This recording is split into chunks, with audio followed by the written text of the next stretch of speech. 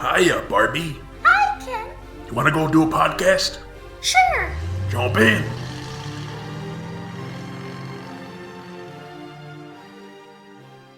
Ladies and gentlemen, Barbies and Kens, Kellys of all ages, and everyone else, welcome to Binging Barbie, a Barbie movie podcast.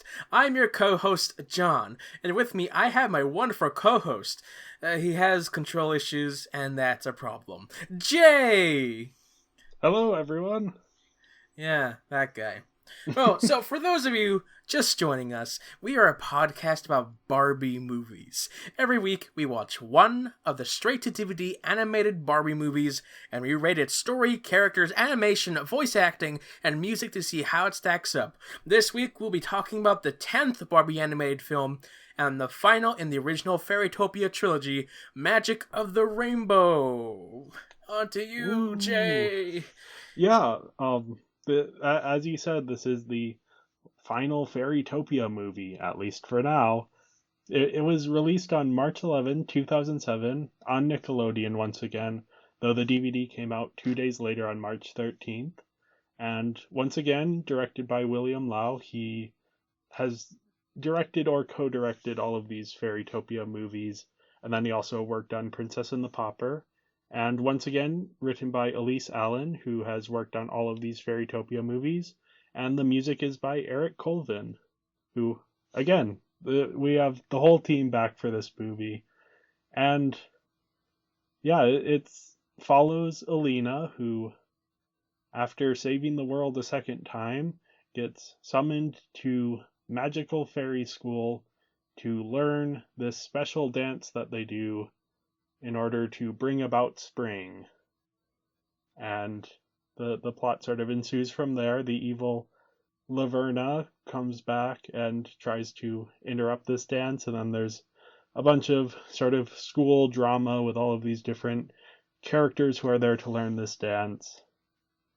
And Alina, of course, saves the day a third time, saves Fairytopia. That's the film.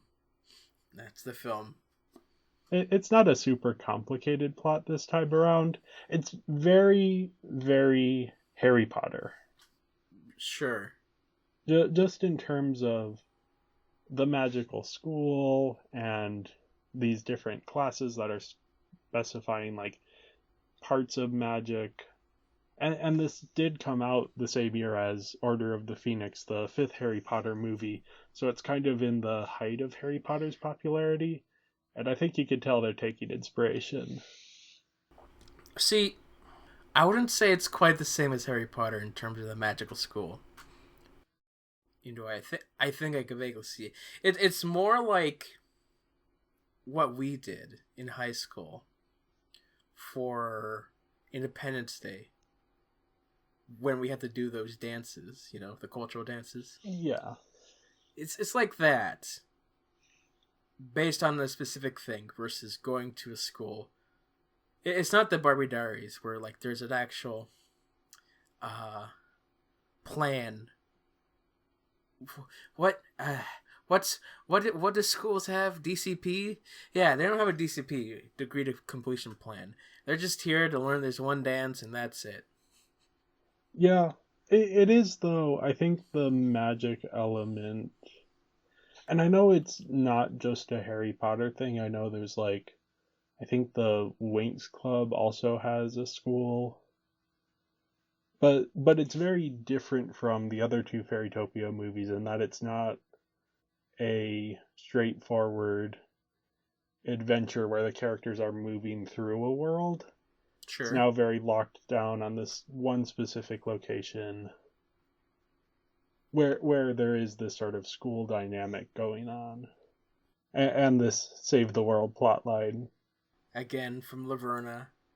Yes. Laverna back. Yeah. Frog for part of it, not Frog for some of it. Mm-hmm. Body swapping a bit. Yeah, her plan this time around is interesting. Is it interesting though? It's pretty much the same as the first, except much more deadly. Yeah. Well, and the biggest problem that this movie has is that it doesn't do a good job defining what's at stake and even how the magic works. Part of it can also be a problem with the last two films not setting this up as well. Yeah, now, I don't think it's a problem with either of those movies, specifically because the magic was never a central part of those movies. It was just kind of it shows up when it needs to. Whereas in this movie, the entire plot of the movie is these characters learning how to do this magic, but they never explain what this magic is, how it even works. Sometimes you need words for it, sometimes you don't. It's very unclear. This is where I made the connection to Harry Potter, in that I took a look at Harry Potter and I think that like films before they actually go to the place, like the Ministry of Magic, they mention the Ministry of Magic films or books before they actually go there. And so when we finally get there, it's like, that's what this thing is. Here, out of the blue, we have this tradition, very important. And we're expected to know what it is, kind of, already. Yeah. And, I mean, the movie kind of sets it up, but it's very vague in how it sets it up. Right. So we don't know what the stakes are. Why do they do this? How long have they been doing this? What other jobs do the Guardians have besides dancing every year? Yeah, well, they seem to be the leaders of the different realms. But again, there isn't much definition of what are these realms? How do they lead? What's going on in this world? And in Mermaidia, we didn't get any of this explanation for Mermaidia. But it worked a little bit better because the plot isn't so directly tied to the world. No. It was just on this one mission. This one, however, it's heavily involving the world of magic and the fairies' customs. Yeah, I think they could have spent a bit more time explaining the magic, how it works, what it does, what abilities different fairies have. And why did different fairies look so different? Yeah, it's. I think overall the plot itself is structured well, but you're missing the inroad for an audience to be Right. like, okay, now I understand. You know what happens if spring doesn't come? Well, winter, but what does that mean for Fairytopia? Yeah. How does opening this ball bring about spring? Yeah, I got to like halfway through the film where I realized that this is just... there's nothing interesting happening. Like, there is, but there isn't. Like, I don't know why I care. I don't know, like, this is kind of boring. Yeah, I don't know that I ever got quite to that point, but it definitely does a bad job setting up the stakes. Now, I think once you have a clearer idea of... In the third act, Laverna's kind of Yeah, but taken here's over... the question, like, why are these the stakes? Like, why the heck does Laverna want to destroy Fairytopia? I know it's to get at her stupid sister, but, like, why? What do you gain out of it? I didn't even know what she gained from the first film.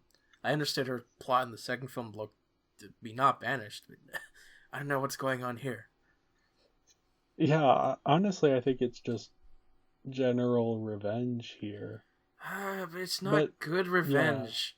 Like, her plan doesn't make sense. It just feels like she's pulling it out of her bum. And I think that is somewhat she's kind of rolling with the punches. But again, because we don't have a good understanding of the magic system, it's difficult to understand where Laverna is coming from. She also acts like this is she's had this plan all along. Yeah. And one of the things I wonder about this movie, because it feels much more like a sequel to the first Fairytopia movie than Mermaidia. Mm-hmm. And so I wonder, because these movies are coming out one after another, pretty much every single year there's a new Fairytopia movie. So I wonder if originally there was a plan for two Fairytopia movies, one where Laverna tries to take over with this mist that is taking out the winged fairies, and then Alina has to save the day, and then she gets banished, and then she, because of that, starts to seek revenge, so she tries to interrupt this dance and destroy Fairytopia. And then at some point in the process, someone came in and said, "Hey, mermaids, what can we do with these?" And so they're like, "Oh, we can slot them in here." See, the mermaids makes more sense in that, because they were teased in the first film. Why not explore it more in the second film?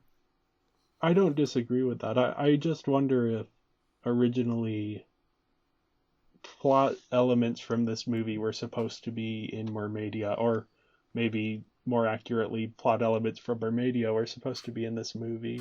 I don't know. I feel like this one was less planned than Mermaidia was.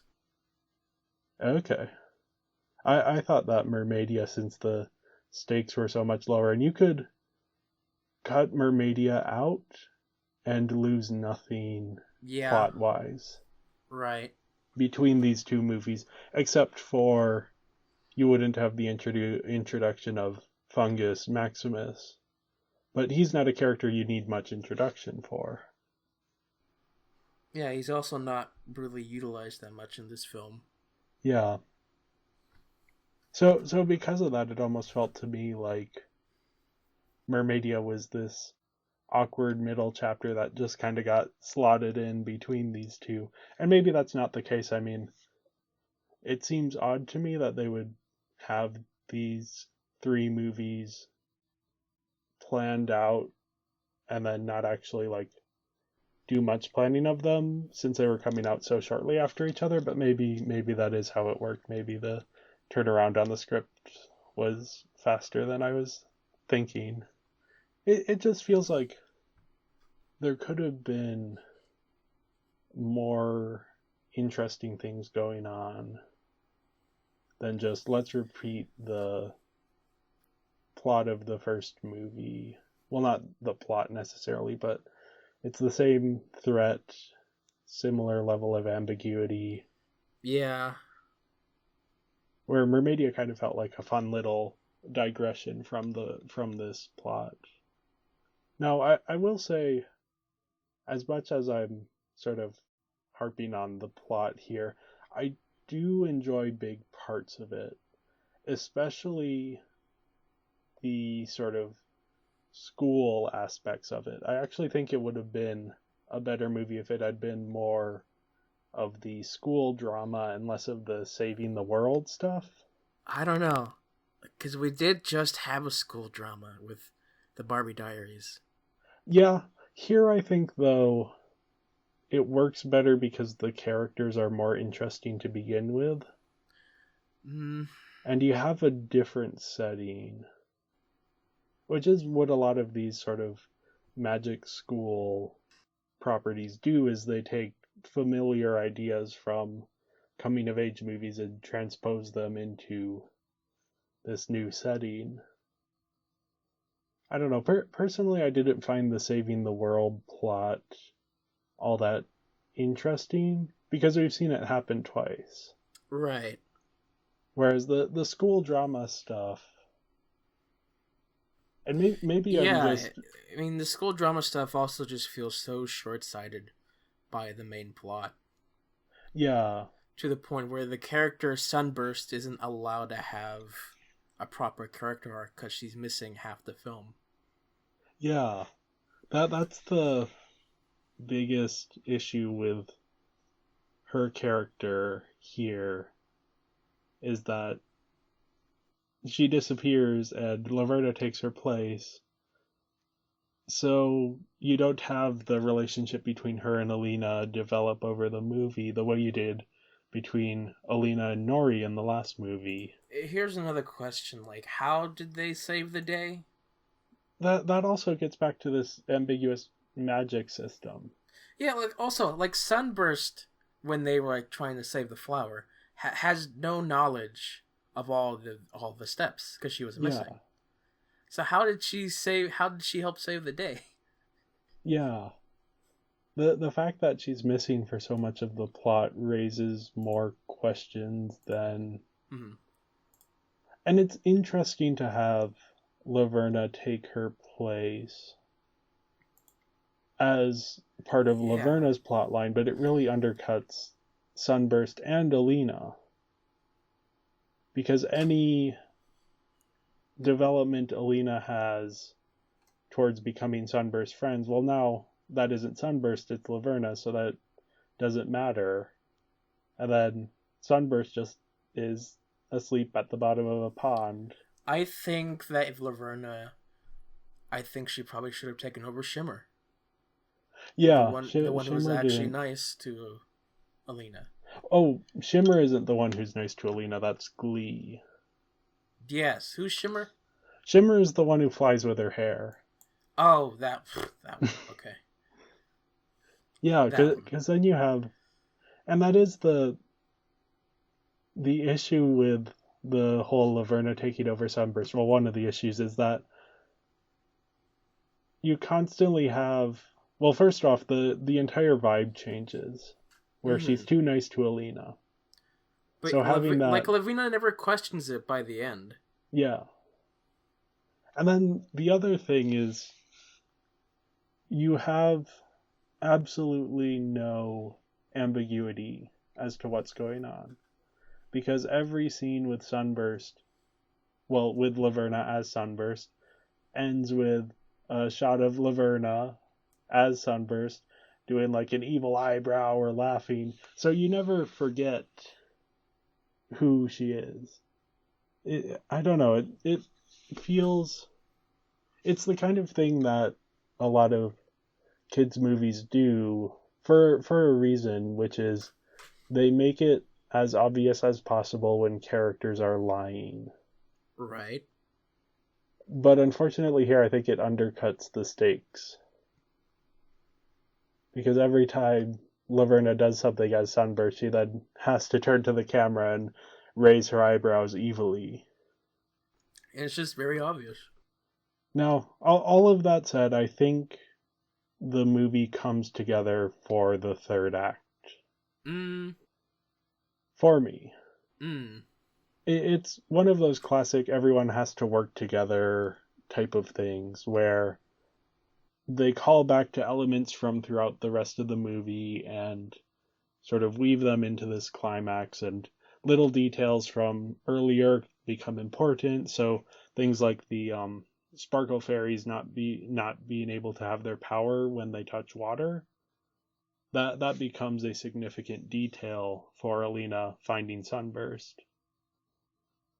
And I think there's just a scope to the climax of the movie that works, as much as the stuff leading up to it doesn't.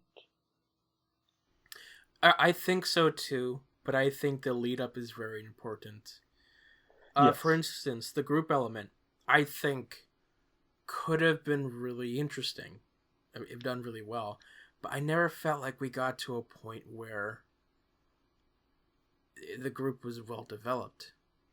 Because, like, you have so many wonderful character designs with very unique characters, but, like, there's not a whole lot developed in each of them. And it's Yeah. a real shame, because by the end, it's like, yeah, they're together, woohoo. Friendship is magic. I mean, honestly, and this is what I was saying about how I'm more interested in the school drama than the Save the World plotline. Yeah, that would have If you helped. if you have, rather than showing up at the end of the first act, have Laverna show up at the end of the second act. And have the first two acts just be okay, these characters are here to learn from the Guardians, and they're struggling with it, and Laverna has her plot going on in the background, and then things seem to be going well, and then suddenly Laverna shows up, and all of the Guardians are put to sleep, and Sunburst has gone missing. And Here's then an have interesting that. question. Yeah?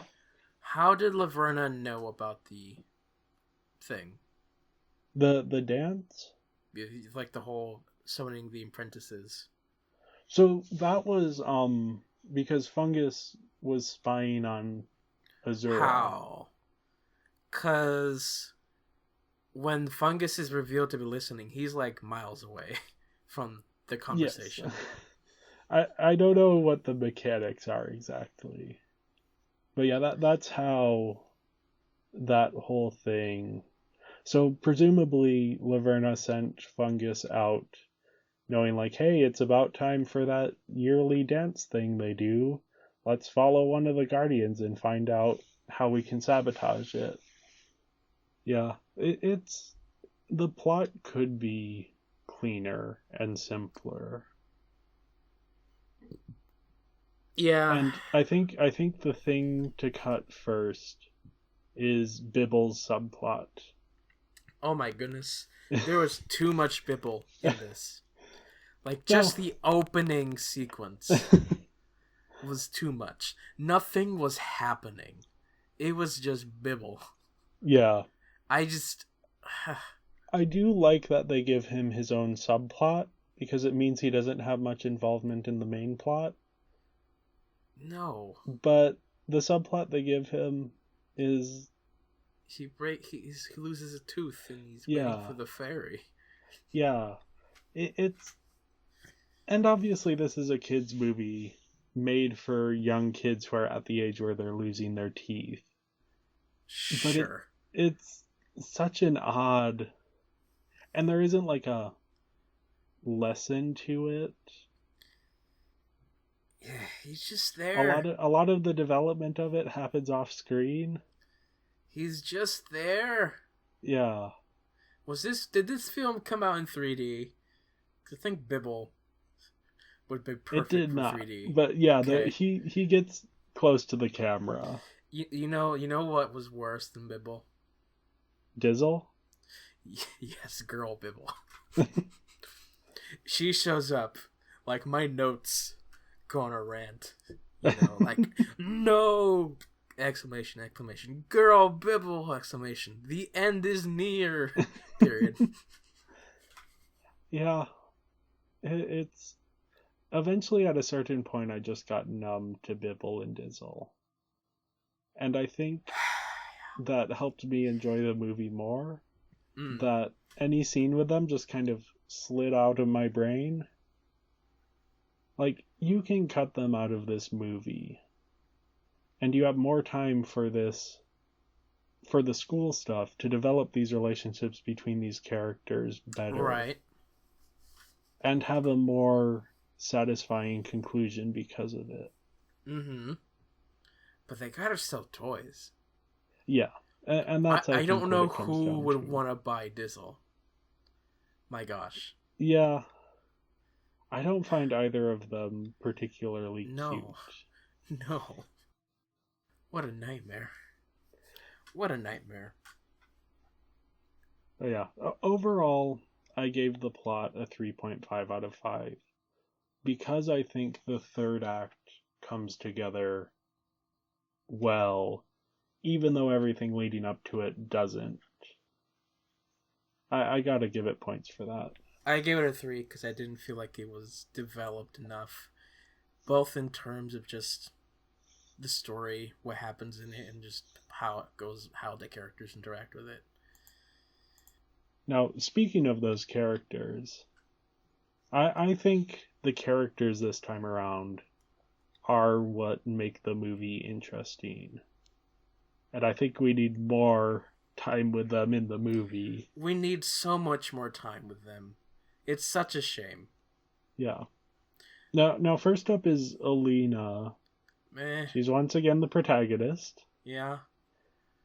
Her arc from the last movie is completed, so she doesn't really have much of an arc this time around, if any. She just kind of shows up and does her thing. She's also not very smart. Because Laverna just Yeah. shows up as a toad, looking obviously like Laverna. It's like, this toad with a cloak. That's not Laverna.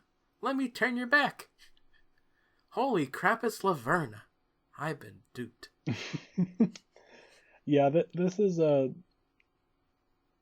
movie that would have been resolved a lot quicker if Barbie had brought the toad back to the Guardians and said, "Hey, can you help this toad reverse the spell?" Right. Guardians would have been like, "No, that's Laverna." Right. Oh, also, hold on. How does that magic crystal work? The one that spies in Laverna. I think the plot needs it to work. Like, here's the thing. If it's supposed to hone in on Laverna, why did it go to... So I paid attention to this because I was curious as well. The person specifically asked to see the bogs of the hinterlands, not Laverna. So that's how it shows. But can Laverna do magic? Yeah. She's a frog. Apparently she can. Eh. It's odd. Her powers are never clearly defined. And there's things like she can transform to look like other people and transform other people to look like other people. But then, like, she can't just walk up and bonk the enchantress on the head. I mean... And disrupt the whole thing that way. I mean, honestly, it would turn out exactly the same either way. Yeah. The enchantress is so useless. I think the biggest problem, though, with Alina is that she has sudden magical abilities in this movie. And they are stronger magical abilities than anyone else. And they weren't brought up at any point before. And there's not any line acknowledging that. And so it just comes out of absolutely nowhere. Because that would be the perfect moment to have, well, Alina now has to learn how to do magic. So that could be how they explain how magic works. I think even more egregious than that she suddenly has magic we didn't know about is that there's a line, and it's the line that you used to introduce me about how she needs to learn control. Oh my gosh. But she never does. We never see that. And we do. Even a moment, like she fails once and then does it the second time. It's like, oh, great. She learned control. Yeah, that could have easily been an arc for her in this movie. Oh, also there's her consistent theme. Early in the film, she leaves behind Daisy. Dandelion. Yes. She just leaves behind her friends again. Yeah. This time Dandelion actually calls it out. She's like, "Hey, you left me behind the last 2 times." Well, I ain't changing this time. Yep. Now she does bring Bibble along to both of our dismay. She always forces Bibble along. Bibble never wanted to. This time he's less reluctant, which kind of puts a damper on my theory that Bibble is Alina's. Well, let's look at it this way. At that point, there was nothing wrong going on. They were just going to class. Yeah. So Bibble's like, hey, there's no danger. I'll go too. And I do think he is in this movie to express things that Alina can't express. But mainly like that how to lose your tooth and Tooth Fairy. Yeah. It's mainly just silliness in this movie. And Bibble... Somebody needed a romance. Yeah. Bibble and Dizzle are annoying. Oh my gosh. Luckily, they are somewhat sequestered off in their own plot line. So, the movie isn't constantly cutting back to them for comedic relief. It does cut back to them quite a bit, Mm-hmm. but it felt like less than in Mermaidia. But unfortunately, every time they show up, it's like extra concentrated. It's again, you could cut their plot line out of the movie, and you would have extra time to do the kind of story setup that this movie desperately needs. Oh, yeah, here's a question. So, they all have to go to the same classes. Yes. So why in the luminescence class there are only two of them? So they go to the same classes, but not all at the same time. Why not? That honestly, it might just be saving money on animation. I'm pretty sure that's the case, but like there should be no reason not to because they're all in Yeah. each other's classes anyway, and at any other time. But And there's 7 of them. It's not like we're all learning the exact same thing. Yeah. And you're on a And timetable. I think part of that is the magic school thing of, oh, are we in the same class? Oh, look, we have this class together. But again, there isn't much payoff for that. It's just, this is what magic schools do, so. But speaking of the magic school, let's talk about these other apprentices. Oh, yeah. So there are a total of 7 apprentices here. Mm-hmm. The guardians aren't much of characters. There's a few that show up here and there. But most of the time is spent with these apprentice characters. And each one comes from a different region. And most of them are different types of fairies. But none of this is ever really explained. Like, so for example, when Lumina shows up, she says, "Hi, I'm Lumina. I'm a moon fairy. Our gift is being able to see the future." She's the only character in the movie that does that. And it never really comes up, really. No. I mean, she kind of predicts the future of the plot, but not really. It's an issue where, again, because this world is so poorly defined and this magic is so poorly defined, imagine if by the final climax, the solution was that each character had their unique abilities that needed to be used. Yeah. Versus, let's just throw our light beams at this thing. Yeah. And the thing is, each of these characters has such a unique personality that you could easily see them doing that, where it's like, let's give each of these characters a specific strength and weakness. Let's make sure that the audience knows these strengths and weaknesses, and then let's pay that off in the climax. Whereas here it's like, Fabian, we don't even know what type of fairy he is. Like, we know there's flower fairies and mountain fairies and sparkle fairies and moon fairies and pixies. Which one is Fabian? Who knows? We know everyone else. We don't know what special powers the flower fairy has. That's who Alina, and Glee is also a flower fairy. The mountain fairies, which is what Linden is, they can talk to animals.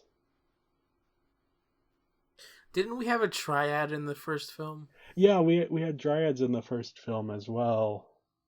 And we've had mermaids, we have had mer fairies. And it's like, you never get a sense of the world outside of what the movie's scope is. And even within the movie scope, you don't understand, like, what makes Alina as a flower fairy different from Linden, a mountain fairy? Not much, apparently. It's a real missed opportunity. It is. Because the thing that the movie does so well is giving each of these characters a distinct and easily distilled personality. Right. Better than the last film. Yes. Much better than 12 Dancing Princesses. For reasons. There are not that many characters. Yes. Here, though, they introduce each character in a very specific way to define their personality.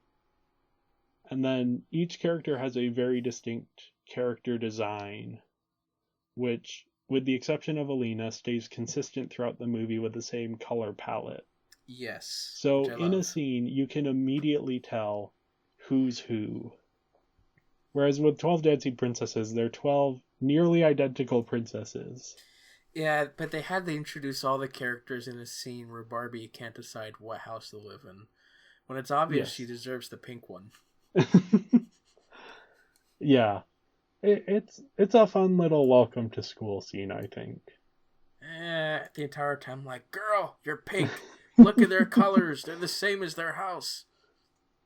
To be fair, she first walks into Lumina. I think it's Lumina's house, and Shimmer is getting her future read. Mm-hmm. Which Lumina is the resident sort of like weird character, very quirky. She has a very unique personality among even these other Barbie movies, because her future predicting abilities will just kind of like take over for a moment, and she'll like say something creepy and then immediately switch back to her normal persona, which is a very pleasant person. Right. Her characterization here kind of reminded me of, bringing back Harry Potter, Luna Lovegood. Sort of Lumina. this Luna. Yes, Luna and Lumina. Both having that connection with the moon as well. Both introduced in the same year. Yep.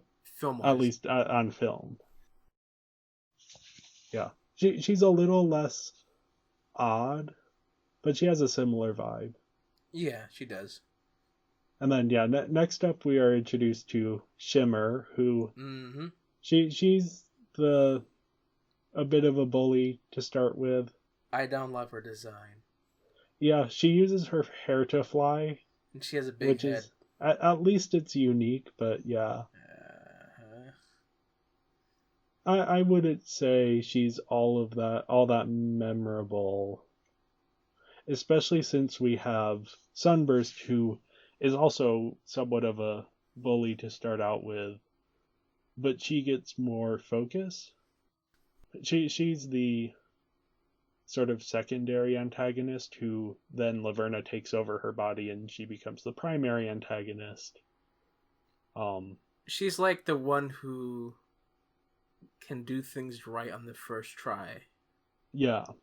She's the star student, she's the popular one. Until she's not. And then, yeah, the biggest problem with her character is, once again, that she disappears for half the movie, and when she comes back, she's a different character. She goes from hating Alina to being fine with Alina. It's a shame because, like, I think she has the best design out of the apprentices. I love that color palette. It just works so well. The color palette and, like, the sunglasses stands out very well. Yeah. Her and Glee have good designs. Yes. They all do, really. Yeah. Except for Glee. No, except for Shimmer. Shimmer, yeah. I forgot to mention, the first person Alina actually meets is Lyndon. Oh, right. He's sort of the bland love interest here. If you could even call it that. Like, he's just not... I forget that he exists. Like, that's how important he is to the plot. Yeah, he's kind of there to just be nice to Alina. And that's about it. Yeah, since we can't have the Mermaid King prince, we have this guy. I do think his costume looks cool. Sure. And then, yeah, the next person who Alina meets of this group is the best. My favorite. Not mine. Fabin. Mm-hmm. He is hilariously self-obsessed. His introduction is, you hear his voice, and Alina's sort of floating around this thing, and she hears this voice, and it's, "Oh, aren't you the most beautiful person ever?" And then he shows up and he's looking in a mirror. "Aren't you so beautiful? There's no one as beautiful as you." Then he turns around and he has another mirror. except for you. Just sort of this classic narcissist in the most fun way. Mm-hmm. He is fabulous and extra and great. Very, very like queer coded in Sure. sort of a very like not a particularly flattering portrayal necessarily, but just so much fun every time he's on screen. And I don't know. I was kind of annoyed yeah, I think because like that was his only character, is that he loved yeah. himself so much instead of like growth, which he didn't have any. No, he doesn't. And that maybe is the one thing I would say. They could have spent a little bit more time on like giving his character an arc. But again, I just think he's so much fun when he shows up. Oh, Also, his character model is very well designed. Good costume, shows off all the assets. He gets along with the various divas of this group. Like, I'd honestly watch a spin-off about him. He's more interesting to watch than Alina. He even gets along with Laverna when she's disguised as Sunburst. sure. I don't know. This is part of the reason why I want more time spent on the school stuff. Because you get the time to like explore his character and how does he fit in with all of these other people. He seems to be good friends with all of the ladies. Yeah. Because, like, at the moment, he's just like every other self-absorbed character looking at himself in the mirror that we see in cartoons. I don't know. I just find him fun to watch. I bet. No, I bet. I mean, he should be obsessed with his appearance. I'm obsessed with his appearance. Okay. Speaking of being obsessed with their appearance, we have Laverna. Oh, we don't want to forget The Last Apprentice, the most memorable of them, Glee. Didn't we already talk about Glee? No, we didn't. Not specifically. Okay. We briefly mentioned her. She's friendly, and that's her only point in the story. And she disappears into the background after she has fulfilled that point. I know. That is so disappointing. Yeah. Now, I think I already brought up that this feels like it kind of erases what happened in Mermaidia. Mm-hmm. I think this character should have been replaced by Nori from Mermaidia. I don't know the mechanics of that, how she would be able to fly around, but I don't care. Let's get this character from the last movie who... The entire last movie was about Alina and Nori becoming friends. I thought that Sunburst would have fulfilled the Nori role. Yes. Because, I think, definitely by the beginning, that's exactly what she was. Yeah. I think in it not changing anything too fundamental to it, I think you could slot Nori in instead of Glee and have a more interesting character dynamic there. Because it would be building off the last movie rather than just kind of like the last movie, oh yeah, I guess they went to Mermaidia. Yeah. Yeah, again, I don't know the mechanics of how that would even work. Yeah, Glee on her own isn't all that memorable, though. So yeah, next up we have Laverna. Laverna, again. She's the same villain we know. She's the same villain. She does villainous deeds. I do think the body swapping is a fun thing here. It is, but her plan doesn't make any sense. It never made sense to begin with. It's just, I don't know. Yeah. The thing that made her character special in the first movie was that she recognized Alina as a threat from moment one. And neither of these sequels have had the same ability to surprise us with her character. See, I think something that would have made her as Sunburst better is if that was actually Sunburst's body, but her mind was Laverna. Yeah. And so when Alina's looking for the real Sunburst, or if she tries to attack Sunburst, Laverna's like, "Ha, you think it's me? It's actually Sunburst. Aha, you've fallen for my scheme. Oh." Instead, she just, I don't know. Yeah. I don't know how you fix Laverna's character in this movie. I honestly think the best way to do it is just, again, introduce her at the end of the second act instead of at the end of the first act. Or introduce her into the plot. Obviously, you need to have her in the background doing her scheming. But Right. give the protagonist more time to be together as protagonists before Laverna shows up. Because she's not a bad villain. She just isn't particularly interesting. She's wasted as a frog. She really didn't need to be in this movie as much as she was. No. Now, Fungus Maximus is also once again back. Also, much less memorable in this movie than he was in the last movie. He has some good moments. I like when he's a toad. I think that creates a funny dynamic. But he doesn't do much here. He's attracted to Sunburst, but that doesn't go anywhere. Yes. It's more of a throwaway line than a... And then, yeah, the Enchantress and the Guardians don't have anything to do. Oh my gosh, the Enchantress, who's like this fairy god or something, who's just so useless. Yeah. It's like I was hoping at least she'd recognize Sunburst as Laverna, but no. Yeah. She's really... She reminds me of a character from My Little Pony, who for the first couple seasons was like, oh, she's so powerful. But then when we finally see her do something, she immediately loses. It's like, wow, she's really pointless and weak. Yeah. Great job.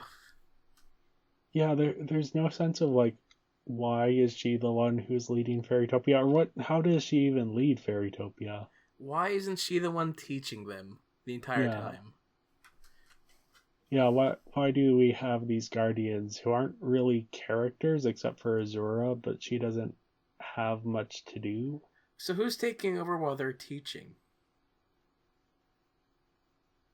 Who knows? Again, the scope of the world building in these movies is limited entirely to what the movies need. Mm-hmm. Like, what does a day in the life of a fairy in Fairytopia look like? Who knows? Flying around with Bibble, that's for sure. Do they have jobs? What even is the world?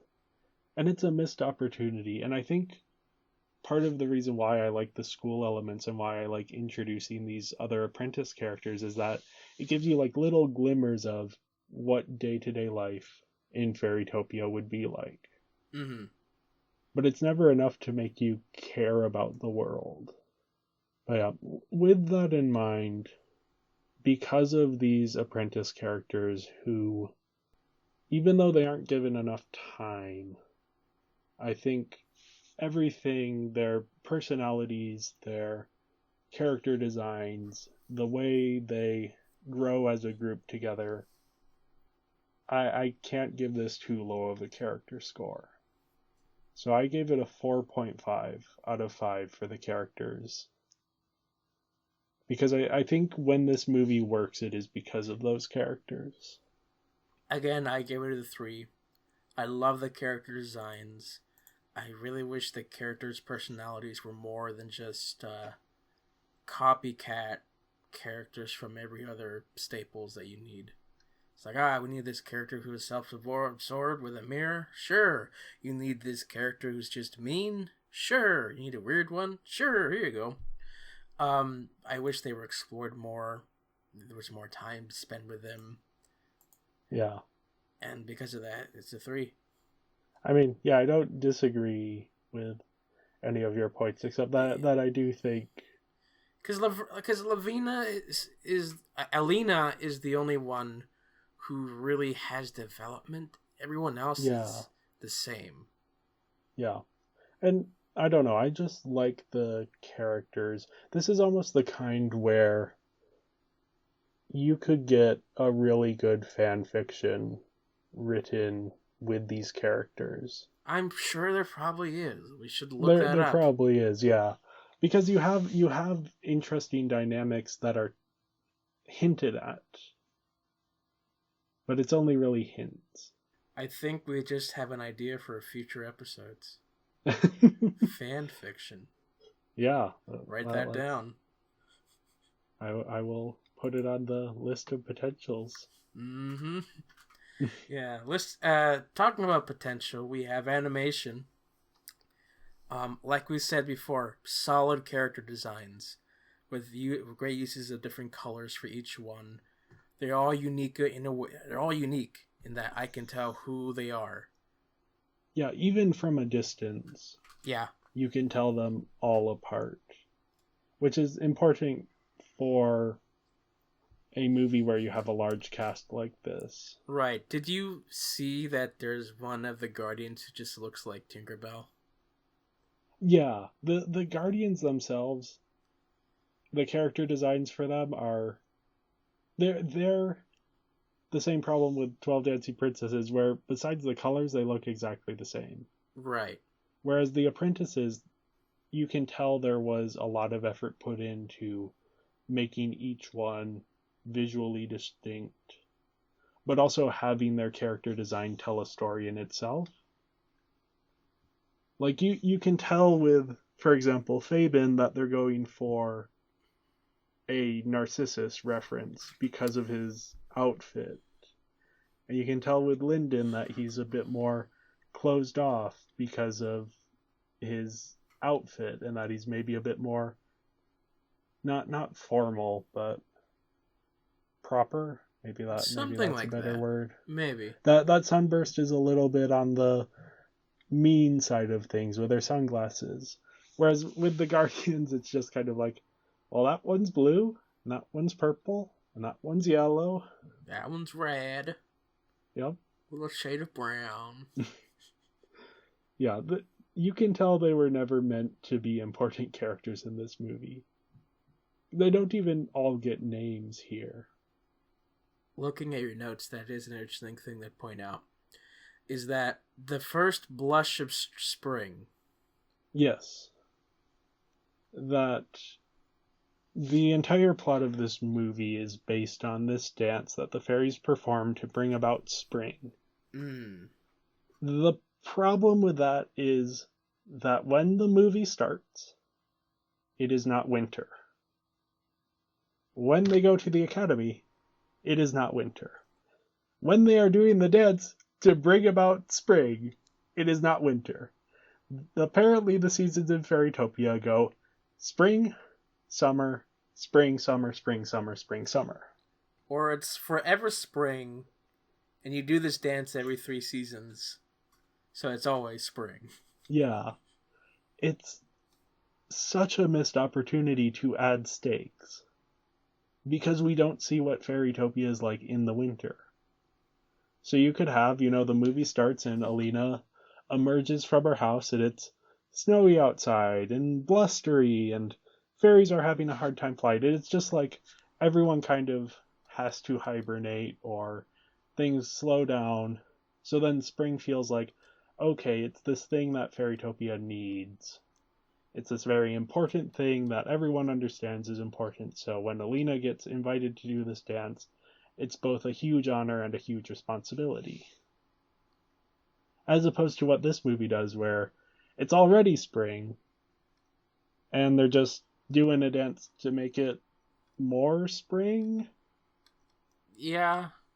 And if the dance fails, then it's suddenly winter. So that we can have rainbows in the sky. You can have rainbows in winter. But, like, not this type of rainbow. The one that's... Not like the one with a double bow. The McDonald's rainbow that we have in this one. I don't know. It's such a missed opportunity, and I put it here in animation, but it is also a plot problem, where, because winter is something we haven't seen much of in these Barbie movies. So that's an opportunity for more unique designs, especially with Fairytopia, given that we're revisiting the meadow, the magic meadow, and that we have the area around the Crystal Palace, which isn't particularly different from anything we've seen in the rest of Fairytopia. No. Like, you could have such an interesting thing with have it start in winter, and now you have a timeline for, we need to get spring about by this date, or things will start to go bad. Right. I mean, it also just looks like that they're reusing the same locations. Yeah. Like, I don't know. I could see that the school location could just be reused from our previous one, from the first one. Yeah, that might be. I know that at least the Magic Meadow was in the first movie quite a bit. It was, and then the Bogs was in the second one. Yeah. Again, I'm just curious to see what they could have done if it had been winter. And I think the story would hit better. But yeah, beyond that, which is kind of a major complaint, but I can't really lob it at the animation department here. We have, again, great character models, as we were saying, great action and camera movement. The camera's very dynamic here.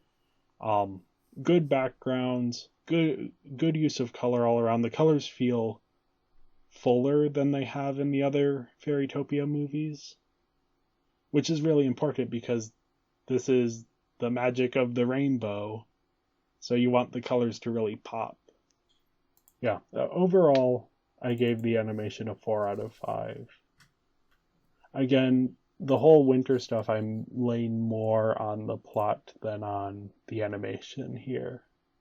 Okay. I just changed my animation score. Oh, okay. To a 3.1. Is that a bump up or a bump down? It's a bump up. Okay. It's a bump up because the character designs are really great. The colors are great. But yeah, a lot of the locations just either don't fit the situation or just feel very lacking. Yeah, that's the thing about this. The other Fairytopia movies had a ton of different, distinct locations. In this one, you really only have the school areas. Mm-hmm. So that's an opportunity to go bigger. And I think this movie kind of just like doesn't do that. And having this winter thing, I think, would have helped. But yeah, again, I think that's partially a plot problem, which is why I've given the animation a 4 out of 5. So yeah, next up we have voice acting. Mm-hmm. Solid across the board here. I think most importantly, the actors, especially for the apprentices, do a good job at creating unique characters. Probably not Shimmer, though. Shimmer a little bit less. I have a reason for that, though. Okay. I'm interested to hear it. Oh, right now. Okay. So yeah, Shimmer, I believe, is voiced by Andrea Libman, who is like a Pony alumni. But she also voices pretty much all the Pixies in the very beginning of the film. They have the exact same voices for all of them. Oh, pretty much. I didn't realize that. And I noticed that because it's a very similar voice to one of her pony characters as well. And so, I love Andrea, but I don't know. That was not a lot of range in this one film. I do think that the apprentices are at least distinct from each other. They are.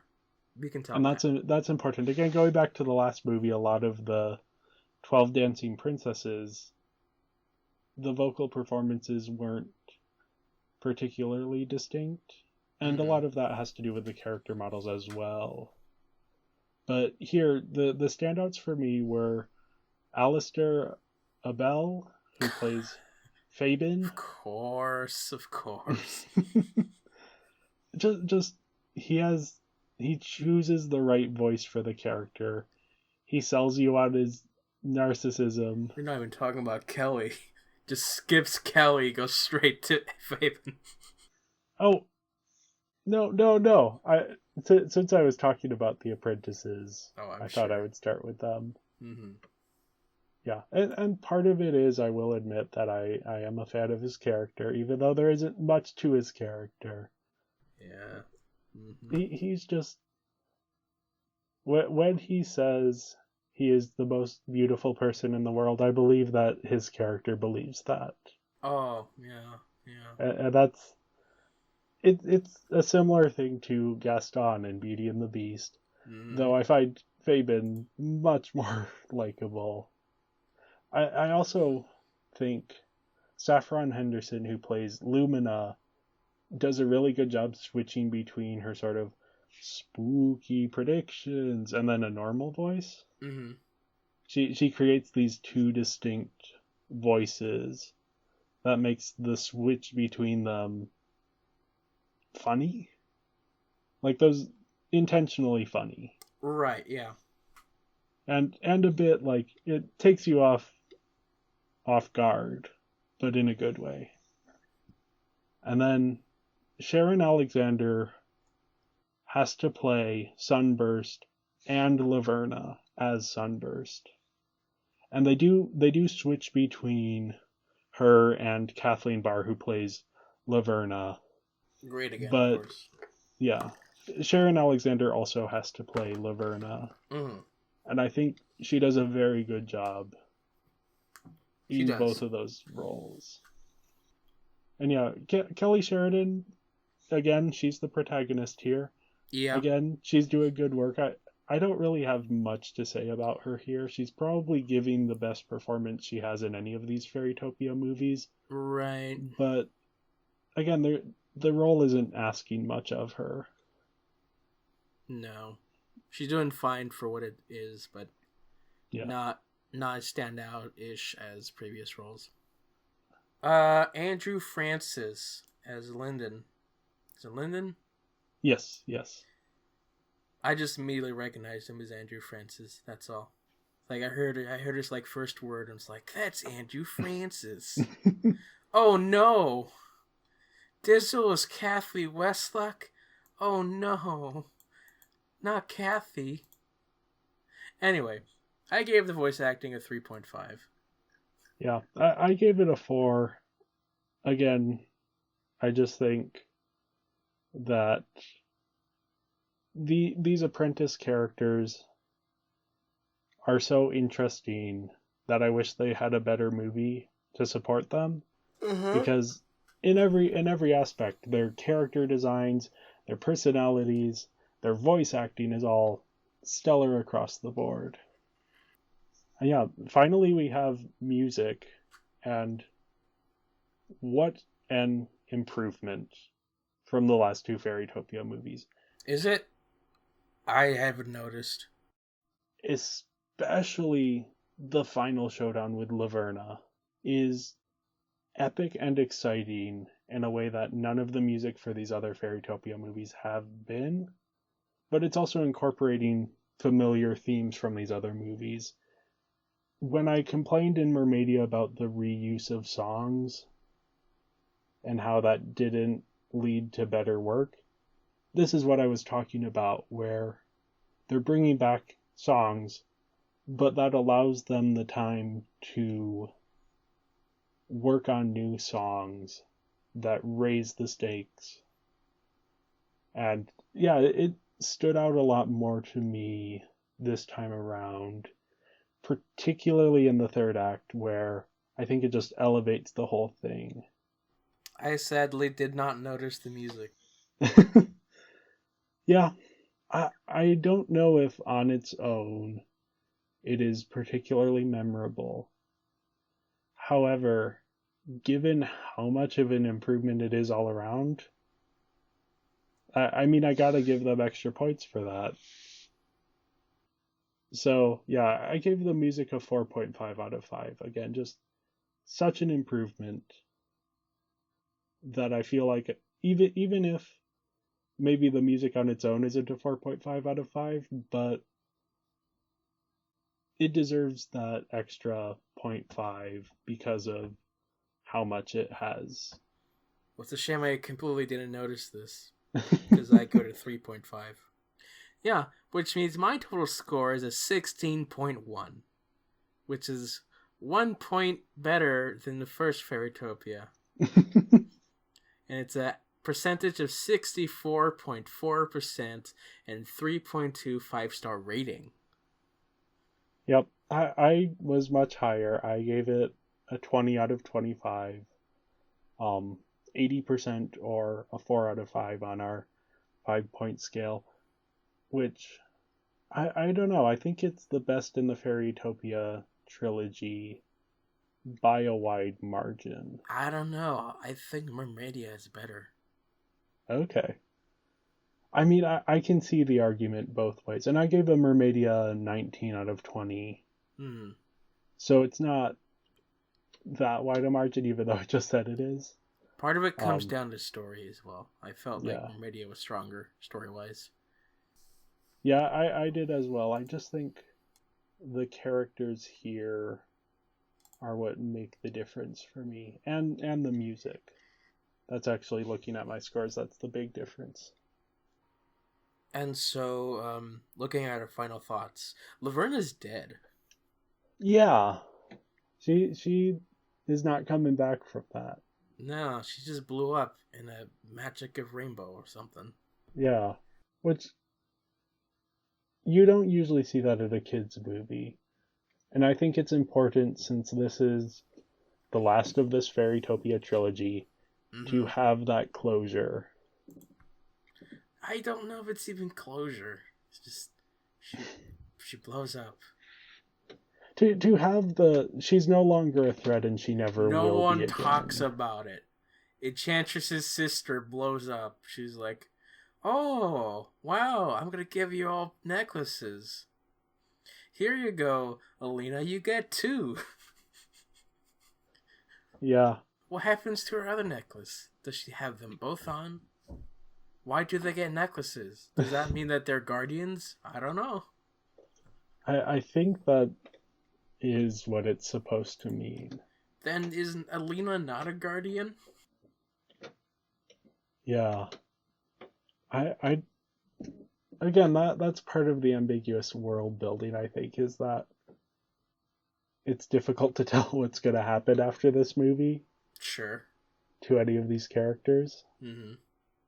But yeah, I think the reason they don't bring it up after they kill Laverna is that if they said in that many words, it wouldn't have flown under the radar. Someone would have raised a red flag and say, "You can't kill a character."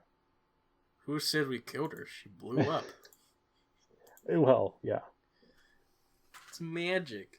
She's a frog again. I think if you acknowledge it, you have to show her alive. What happened to Dobby? Is he just forever a frog? We never come back to him. Yeah, Fungus Maximus, not Dobby. You're confusing the movie with Harry Potter.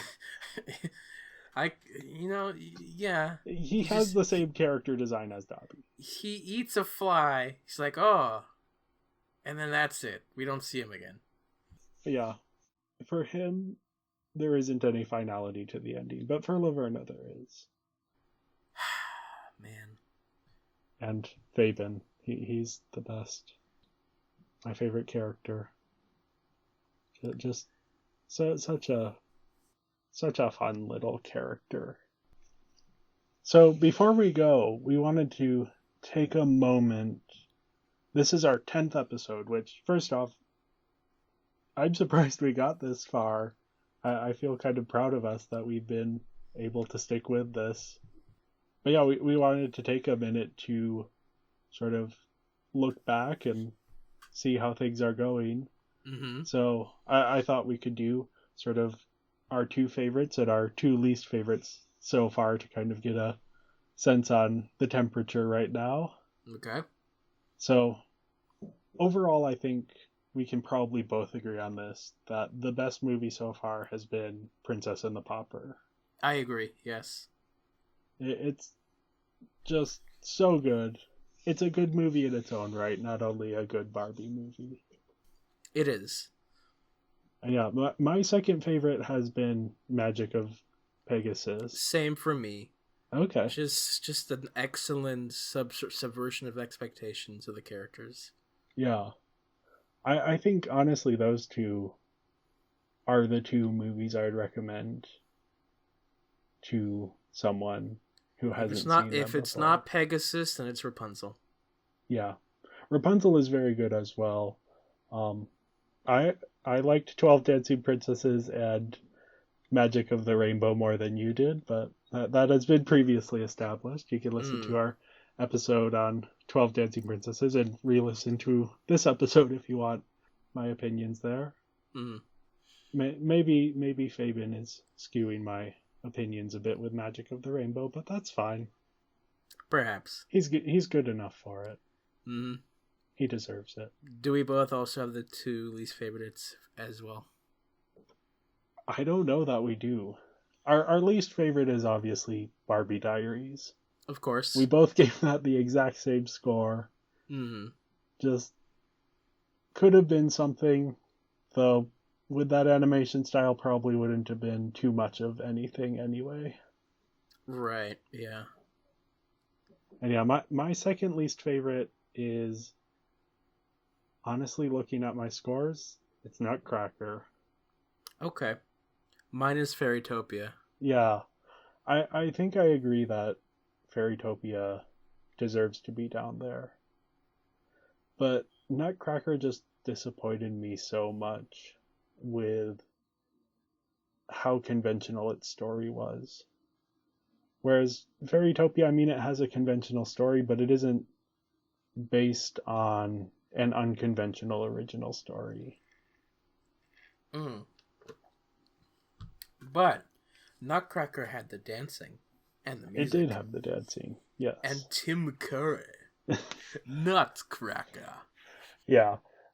Honestly, I would maybe bump it up a few more points than what I gave it originally. Which, we actually also had the same score of Nutcracker, though. There are movies on your list that fall lower than on mine. But yeah, if you're curious to see a full list of our scores, we actually have it posted on our Letterboxd, both the overall scores and then individual lists for both John and I. So you can see where our rankings are if you want a full summary of that. Mm-hmm. Thank you, everyone, for listening. Make sure to follow us on social media. We are Binging Barbie Podcast on Instagram, at Binging Barbie on Twitter, and Binging Barbie, a Barbie movie podcast on Letterboxd, where you can find an up-to-date list on our Barbie movie rankings. Join us next week for a discussion of Barbie as the Island Princess. Ooh. Ooh. Anyway, thank you guys, and you'll see you all next time. Bye. Bye.